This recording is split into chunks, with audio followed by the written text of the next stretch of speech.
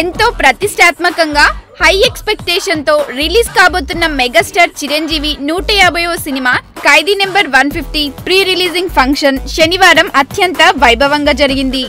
ఈ mega event కు సినీ ప్రముఖులు, కొన్ని వేల మంది చిరంజీవి హార్డ్ కోర్ ఫ్యాన్స్ హాజరయ్యారు.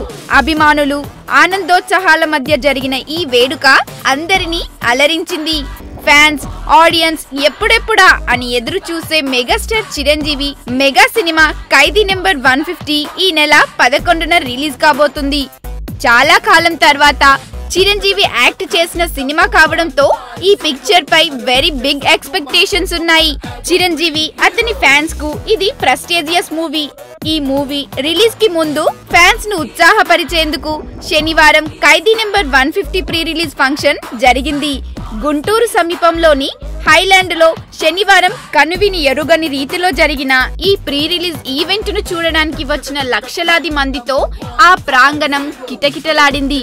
మొదట ఈ ఫంక్షన్ ను విజయవాడలోని మున్సిపల్ గ్రౌండ్స్ లో ఏర్పాటు చేద్దామనుకున్నారు.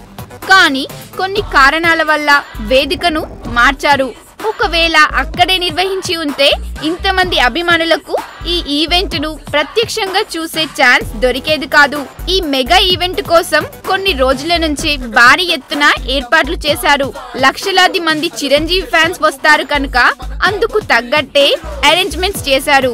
ఈ ప్రీ రిలీజ్ ఫంక్షన్ కి ముఖ్య అతిథిగా దాసరి హాజరు కాగా మెగా ఫ్యామిలీ హీరోలతో పాటు ఆ కుటుంబ సభ్యులు, సినీ ప్రముఖులు అసంఖ్యంగా తరలివచ్చారు.